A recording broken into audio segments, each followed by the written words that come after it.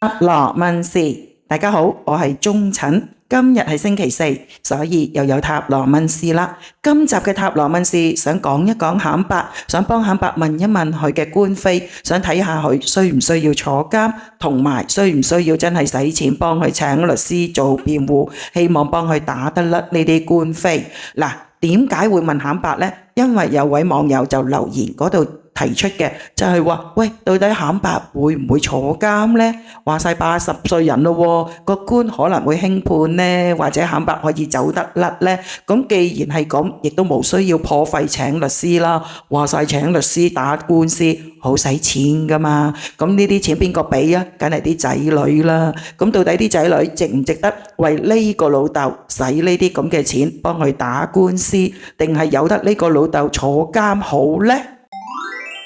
嗱，我哋作為外人旁觀者清，咁就梗係話抵啊！顯伯呢條友仔去坐監㗎，因為佢真係犯咗事啊嘛，去坐監攞個教訓好啊！咁但係作為仔女就針拮到肉，咁就梗係知痛啦，亦都唔會捨得自己個老豆入監㗎嘛。仲有喎，亦都聽翻仔女自己嘅講法，以前顯伯唔係咁衰格㗎喎，係河馬嚟咗之後，佢先至變晒性，轉晒成第二個人咁賤格㗎啫喎。咁如果河馬未出嚟嗰陣時，顯伯正正常常，最多都係走去街市嗰度揾啲街坊吹下水傾下偈，冇騙㗎喎。以前嘅顯伯亦都唔係真係咁鹹濕㗎喎，純粹校馬出咗嚟之後，顯伯就變晒性啦。咁所以啲仔女亦都會諗一諗，到底顯伯係咪真係中咗邪呢？係唔係俾阿河馬迷暈咗呢？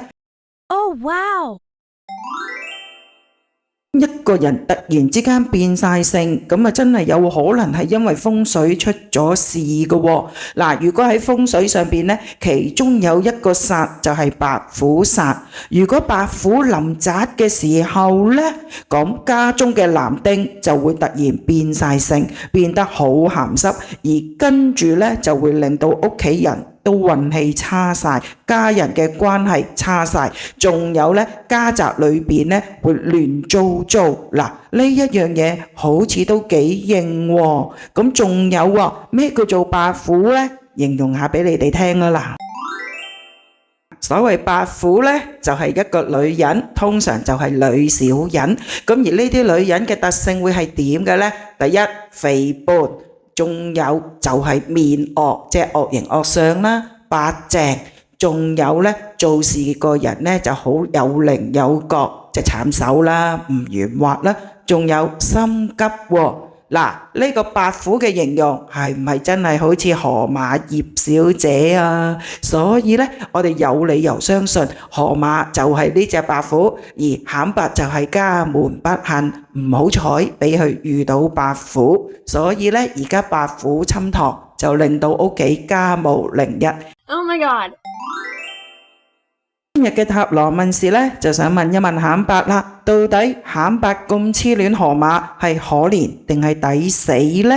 嗱，如果佢係抵死嘅，咁啲仔女就唔好嘥錢啦，唔使幫阿顯伯打官司，有阿顯伯入監就好啦。咁但係如果顯伯都係中邪啊，都係撞咗邪，咁佢就可憐噶咯喎。如果顯伯咁可憐，啲仔女都唔去救佢，咁就有啲不孝啦。嗱，呢件事，哎呀，真係跌牌添啊！真係呢，就要問一問啦，到底顯伯係可憐定係抵死？啲仔女應唔應該為佢使錢打官司？仲有啊，如果真係家宅裏邊應咗白虎侵宅、白虎臨堂，咁到底會係有一個咩後果嘅呢？或者我哋而家睇一睇啊嗱。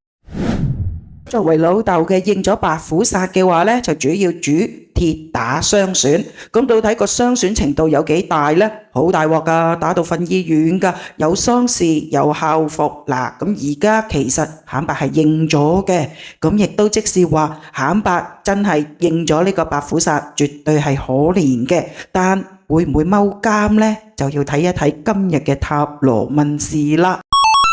點解會有鐵打之傷呢？開出嚟嘅就係蠢人。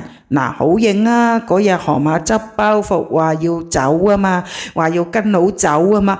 咁顯伯就黐線啦，激起顯伯嗰個癲性出嚟啦。嗱，好硬喎。咁呢，而真係嗰次一打出嚟就係寶劍10，點解啊？攞命㗎咯，打到攞命㗎咯。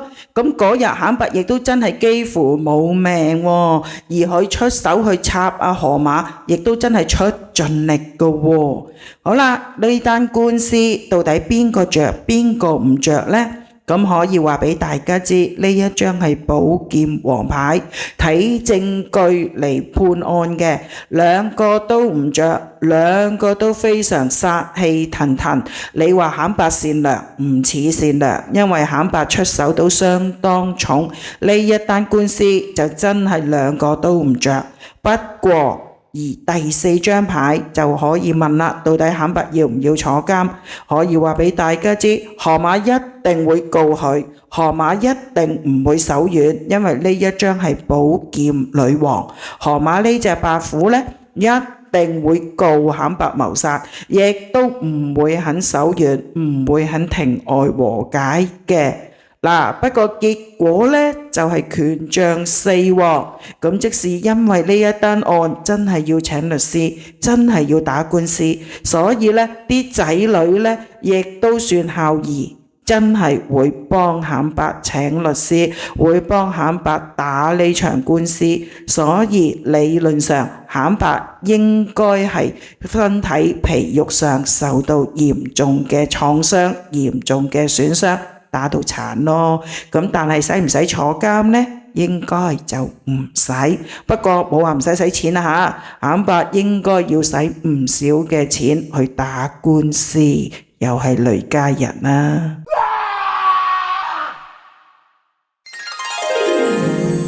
今日嘅塔羅開示，如果問顯伯到底係咪真係中咗邪，到底顯伯係可憐定係抵死，仲有啲仔女應唔應該幫顯伯請律師打官司呢？咁今日嘅牌陣就話到俾大家知啦。嗱，第一張就係蠢人，咁即是話顯伯呢一個傻更更嘅老人家呢，就真係俾隻白狗仔，俾隻白虎惹到啦，亦都講到呢，就係顯伯係真係少少中咗邪，中咗白虎煞，所以呢換嚟今次嘅皮肉之傷，幾乎冇命啊，直情可以叫做血光之災啊！嗱，不過呢顯伯呢就應該走得甩嘅，點解呢？因為頭一張係黃色牌，尾嗰張亦都係黃色牌，所以顯伯應該呢就係有驚無險。點解可以走得甩呢單官司啊？因為仔女肯俾錢咋，正式係破財擋災，所以仔女呢應該就會為顯伯請律師打官司，趕走河馬呢一隻白虎。